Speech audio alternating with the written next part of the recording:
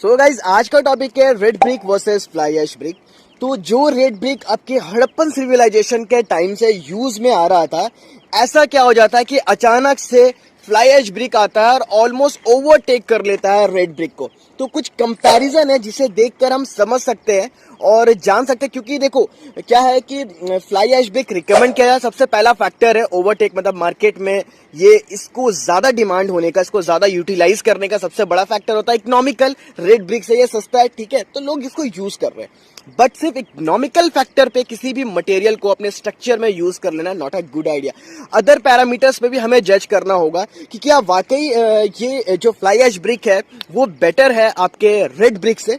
तो आज मैं कंपैरिजन फैक्टर से समझा दूंगा। Red brick versus fly ash brick हमारा टॉपिक है और इसमें अलग अलग factor, economical, strength, hardening, resistance towards heat and towards fire, ये सारे टॉपिक्स के पॉइंट्स को लेकर एक कंपैरिजन कर लेंगे कि कौन ज्यादा बेटर है। एंड फिर ओवरऑल देखा जाएगा कि किसे सच में प्रिफर करना चाहिए कि आप हाउस कंस्ट्रक्शन में यूज कर सकते हैं, whether it is red brick और फ्लाई ऐश ब्रिक। तो आज का हमारा टॉपिक यही है। So hey guys, welcome back to our own YouTube channel civil technical. और दोस्तों, अगर आप हमारे चैनल पे नए हो तो प्लीज चैनल को सब्सक्राइब करो, बेल आइकन को जरूर से प्रेस करो, इससे आपको हमारे लेटेस्ट अपडेट हमेशा से पहले मिलते रहेंगे। तो पहला फैक्टर पे बात करते हैं शेप एंड साइज, ठीक है। तो देखो, ये हमारे पास रेड ब्रिक है, ये हमारे पास फ्लाई ऐश ब्रिक है। तो रेड ब्रिक में क्लास होते हैं, क्लास ए, क्लास बी, ठीक है, third class, second class, first class, ठीक है, ये सेकंड क्लास का है, ठीक है। और ये जो हमारा फ्लाई ऐश ब्रिक है ना, इसके कोई क्लास नहीं होता है, बट ये डिपेंड करता है कि जहां से मैन्युफैक्चर किया जा रहा है वो उसको कैसा बना रहे हैं। मतलब हमें ये लेते वक्त ये भी देखना होगा कि वो जो भी मैन्युफैक्चर कर रहे हैं इसको, वो उसको सही तरीके से करे। मैन्युफैक्चरिंग डिफेक्ट में शेप और साइज भी खराब होगा, स्ट्रेंथ भी खराब होता है। खैर, तो यहाँ शेप एंड साइज, तो ब्रिक का shape and size as compare to fly ash brick थोड़ा सा खराब होता है। अब देख सकते हो ये ओवरऑल यूनिफॉर्म है, ठीक है, ये इससे और बेटर होता है, ठीक है। ये गांव में है, ठीक है, यहाँ पे लोकल में इसको बनाया गया है, बट जनरली ये जो शेप देख रहे हो इससे और ज्यादा बेटर होता है, ठीक है। और रेड ब्रिक तो ठीक है, जनरली आपको ऐसा ही देखने को मिलेगा, आप कहीं पे भी परचेस करो, ठीक है। तो शेप एंड साइज के मामले में क्या होता है ना कि रेड ब्रिक से ज्यादा यूनिफॉर्म होता है आपका फ्लाई ऐश ब्रिक। और अगर ये यूनिफॉर्म है, शेप एंड साइज इससे बेटर है, तो इससे फायदा क्या क्या होगा। तो पहला फायदा ये होगा कि जब आप ब्रिक वर्क करोगे तो ये इजिली लगेगा, ठीक है।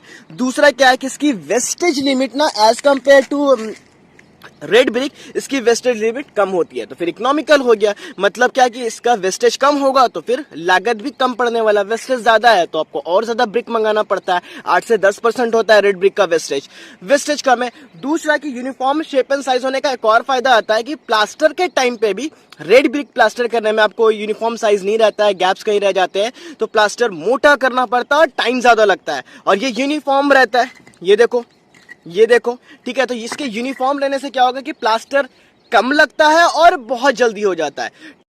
सो पहले पॉइंट से ये समझ में आ गया कि फ्लाई ऐश ब्रिक ज्यादा यूनिफॉर्म होता है as compare to red brick, और यूनिफॉर्म होने की वजह से हमें बहुत तरीके से फायदा मिल जाता है।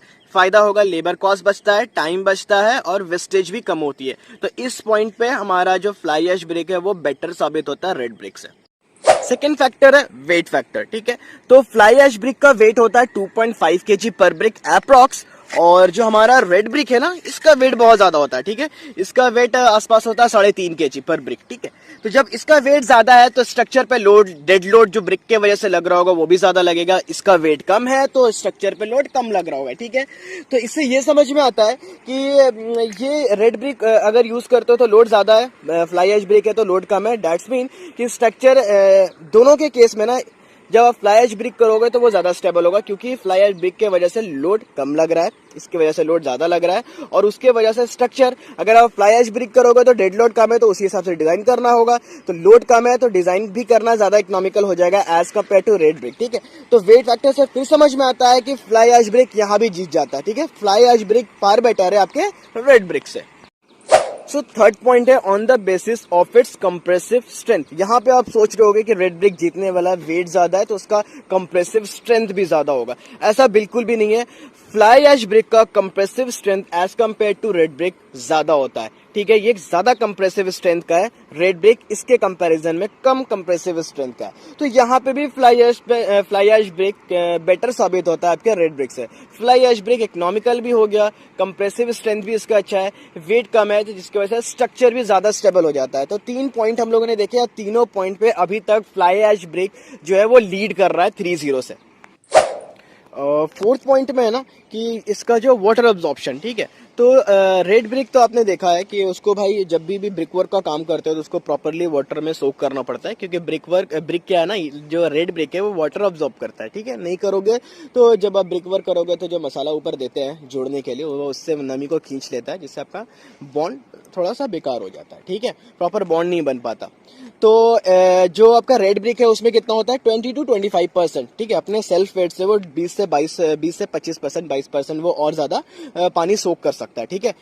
और फ्लाई ऐश ब्रिक वहीं पे क्या है ना कि उसका जो परसेंटेज है वो ज्यादा नहीं है, वो है 8-10%, ठीक है, वो कम पानी सोखता है। तो इसमें भी क्या है कि रेड ब्रिक एडवांटेज की तरफ चल गया, लीड कर रहा है कि वाटर अब्जॉर्प्शन में भी रेड ब्रिक को ज्यादा सोक करना है पड़ता है, रेड ब्रिक ज्यादा वाटर सोक करता है, और आपका जो फ्लाई ऐश ब्रिक है वो कम पानी सोक करता है।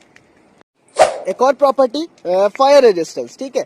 तो फायर रेजिस्टेंस के टाइम पे भी फ्लाई ऐश ब्रिक ज्यादा फायर को, आग को रेजिस्ट कर सकता है as compare to red brick. यहाँ पे भी एडवांटेज निकल कर आता है। उसके बाद है एक पॉइंट टोपोग्राफिकल रीजन, या फिर उसमें एक और मैं ऐड कर दूं प्रॉपर्टी कि ये आपका हीट अब्जॉर्प्शन वाली प्रॉपर्टी में रेड ब्रिक ज़्यादा अच्छा है, वो ज़्यादा अच्छे तरीके से हीट अब्जॉर्ब कर लेता है, फ्लाई ऐश ब्रिक उतना नहीं कर पाता। इसको ऐसे समझ लो कि एक रूम है, जो एक रूम बना है आपका जो रेड ब्रिक से बना हुआ है, दूसरा फ्लाई ऐश ब्रिक से बना हुआ है। तो एज कम्पेयर कि जब आप इसमें बैठोगे और टेम्परेचर का ज़्यादा रहेगा तो इसमें आपको ज़्यादा गर्मी लगेगा, उसमें इसके कंपेरिजन में कम गर्मी लगना है, क्योंकि वो हीट ज़्यादा अच्छे तरीके से ऑब्जर्व करता है। इसलिए जिस जगहों पे टेम्परेचर बहुत ज़्यादा होता है, हीटिंग सेंसेशन बहुत ज़्यादा होता है, वहाँ पे प्रीफर किया जाता है कि रेड ब्रिक को यूज़ किया जाए, ना कि फ्लाई ऐश को यूज़ किया जाता है। यहाँ पर रेड ब्रिक बेटर होता है आपके फ्लाई ऐश ब्रिक से।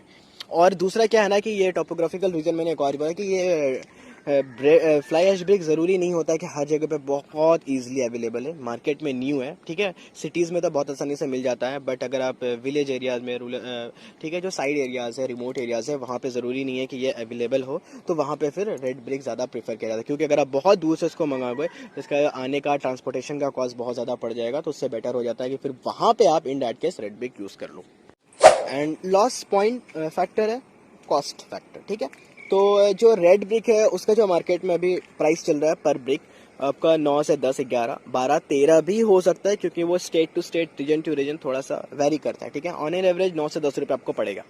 वहीं आपका जो फ्लाई ऐश ब्रिक है वो 5 से 6 रुपये पड़ता है। तो फ्लाई ऐश ब्रिक सस्ता होता है as compare to red brick. तो now come to the conclusion, इतने सारे पॉइंट्स के बीच में कंपैरिजन करने के बाद ये क्लियर हो गया है कि फ्लाई ऐश ब्रिक बेटर होता है रेड ब्रिक से, जिसके वजह से फ्लाई ऐश ब्रिक को ज़्यादा प्रेफर किया जा रहा है। तो होप आपको ये टॉपिक, ये कंटेंट से रिलेटेड जितने सारे पॉइंट्स इन्फॉर्मेशन मैंने आपको दिया वो आपको क्लियर आउट हो गया होगा। अगर आपको स्टिल कोई डाउट है तो आप प्लीज़ मुझे कमेंट करके बता सकते हो। अदरवाइज़ अगर हमारा वीडियो, चैनल और कंटेंट अच्छा लगता है तो प्लीज़ हमारे चैनल को सब्सक्राइब कीजिए, अपने दोस्तों के साथ शेयर कीजिए और हमें ऐसे ही सपोर्ट करते रहिए। Thank you.